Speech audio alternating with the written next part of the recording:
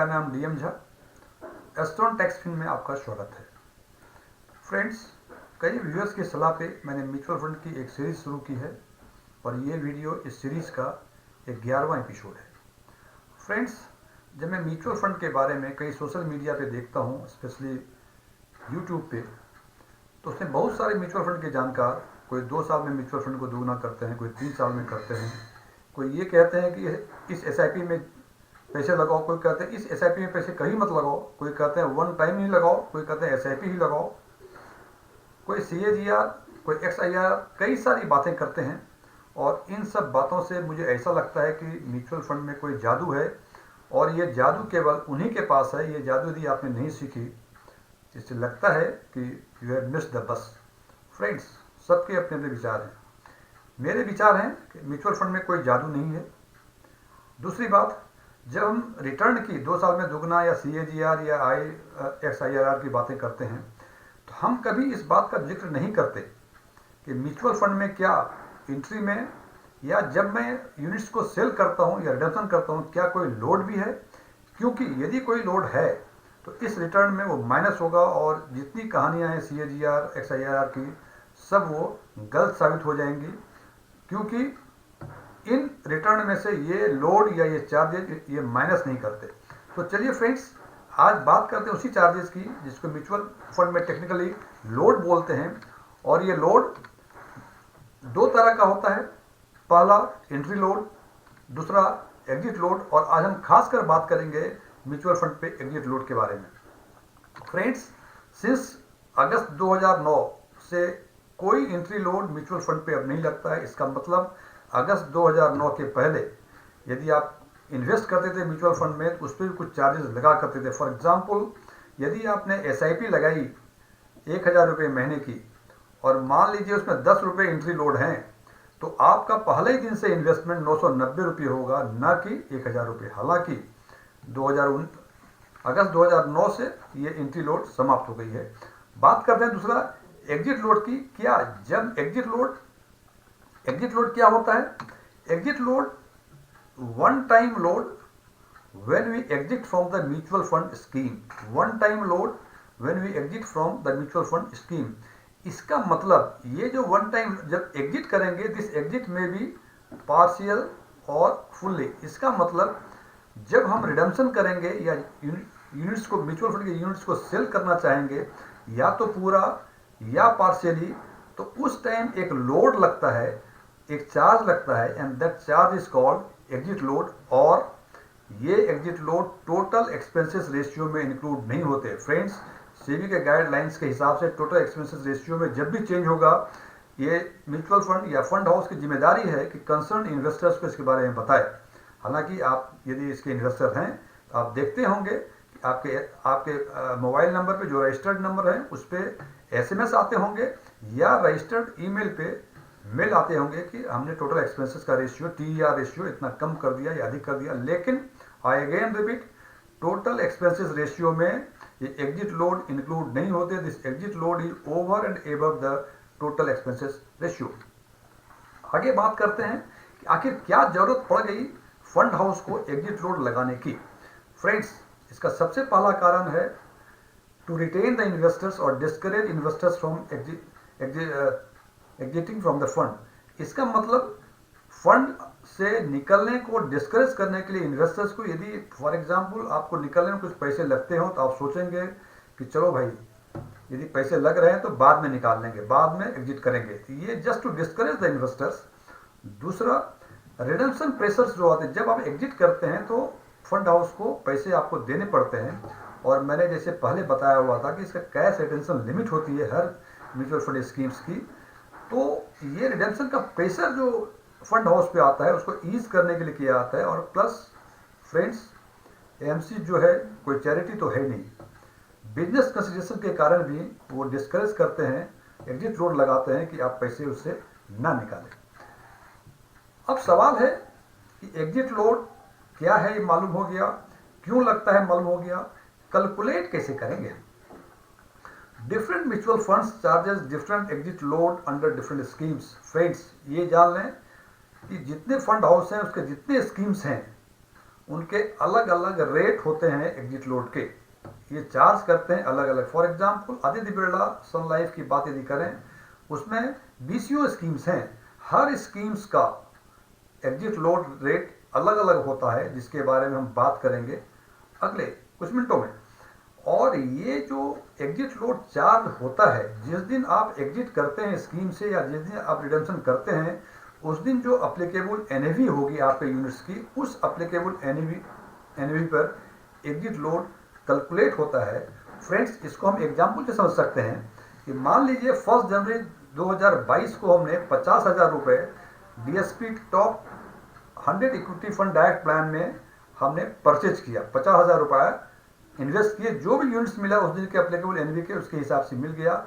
और मैं आज यानी 22 नवंबर 2022 को मैं चाहता हूं, मैंने एग्जिट किया, और इस पे लिखा हुआ है उसके ब्रोचर्स में, ये एग्जिट लोड के बारे में उसके ब्रोचर्स में लिखे होते हैं, ऑफर डॉक्यूमेंट में लिखे होते हैं, और उसमें लिखा हुआ है कि 1% एग्जिट लोड लगेगा यदि आप 365 दिन के पहले, यदि आप 365 दिन के पहले एग्जिट करते हैं तो आपको लोड लगेगा एग्जिट लोड 1%।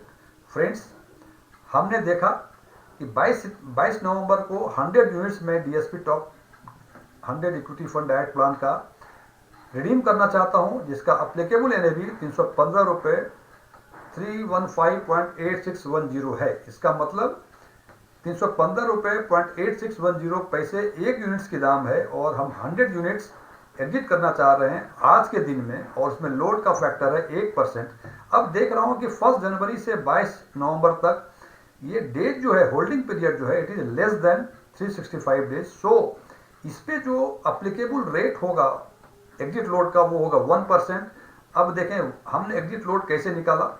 हमने ये देखा कि 100 यूनिट्स 315 रुपये 86,105 के रेट से, तो इसको हमने क्या किया कि इसका 1% 3 टोटल अमाउंट हो जाएंगे 31,586 रुपीज, उसमें से 1% इसका माइनस कर दिया, और the remaining amount would be 31,270, और ये पैसे आपको आपके खाते में आएंगे, न कि 31,586 रुपये।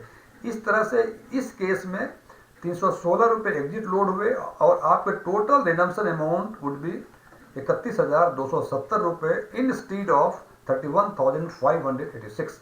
सो फ्रेंड्स, मैं समझता हूं कि ये कैलकुलेशन आपको समझ में आ गया। और आगे बात करते हैं, हर फंड में एग्जिट लोड अलग अलग होते। नॉर्मल कोर्स में इक्विटी फंड का एग्जिट लोड डेट फंड से अधिक हुआ करता है, इट इज एक फंडामेंटल चीज है।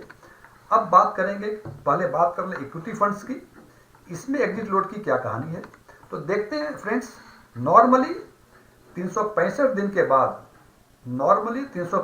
के बाद, यदि आप एग्जिट करते हैं तो एग्जिट लोड नॉर्मली नहीं लगता है, और यदि 365 दिन के अंदर यदि आप एग्जिट करते हैं, मैं बात कर रहा हूं इक्विटी फंड्स की, 365 दिन के बाद, it means after 1 year there will be no exit load. If within 365 days, that is 1 year, exit load would vary from 0.5% to 2.5%. Friends, किसी एएमसी में, किसी फंड हाउस में ये पीरियड जो है 365 दिन के अलावे 15 डेज ही है, मतलब 15 डेज में यदि करेंगे तो आप एग्जिट लोड लगेगा, उसके बाद नहीं लगेगा। For example ABSL Nifty small cap 50 index fund, इसमें ये कहते हैं कि यदि 15 दिन के अंदर आप रिडीम करते हैं तो 0.5% एग्जिट लोड लगेंगे। Exit load would B 0.5%। और अब बात मैं अगेन रिपीट, मैं फिर क्लियरफाई कर दूं, नॉर्मल कोर्स में 365 डेज के बाद यदि इक्विटी फंड में एग्जिट करते हैं तो there will be no exit load, और ये 365 डेज के अंदर यदि करते हैं there would be, and it varies from 0.5% to 2.5%।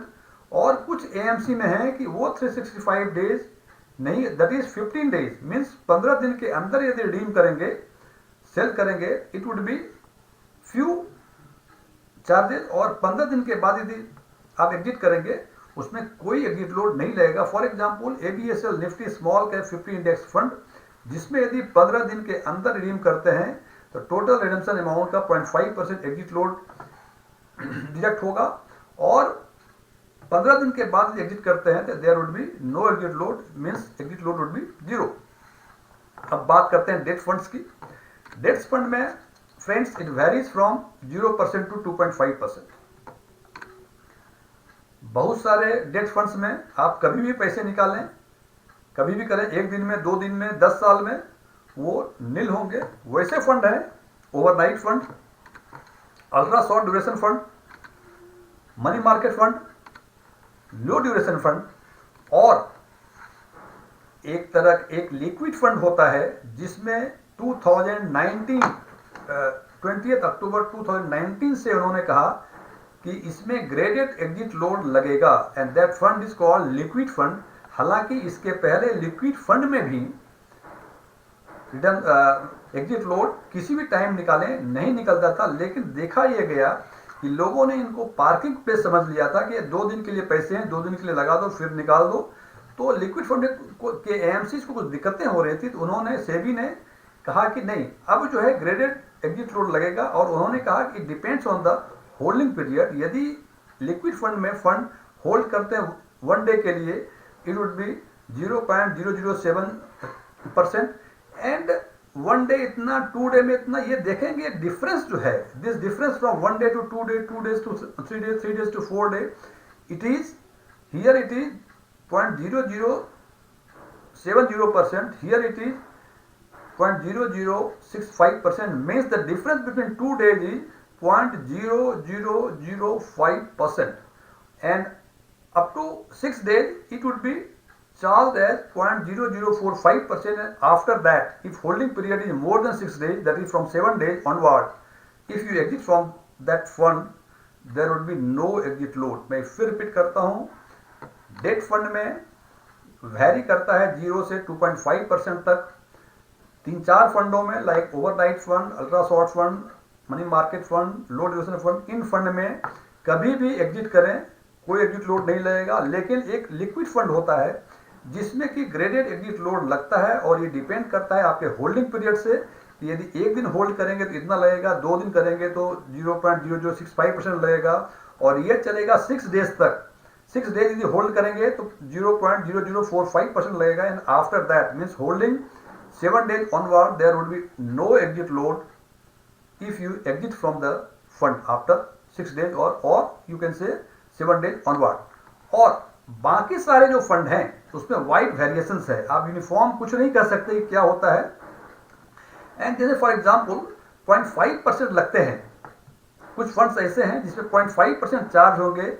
यदि आप 365 दिन के अंदर 10% से अधिक विड्रॉ करेंगे तो 0.5%। मैं फिर बता दूं, फॉर एग्जांपल यदि आपका फंड की वैल्यू 10,000 रुपये है और आपने 365 दिन के पहले 1,000 से अधिक निकालेंगे तो 0.5% एग्जिट लोड लगेगा, और यदि 1,000 से कम निकालेंगे तो there would be no exit load even if you withdraw the money within before or you can say before 365 days।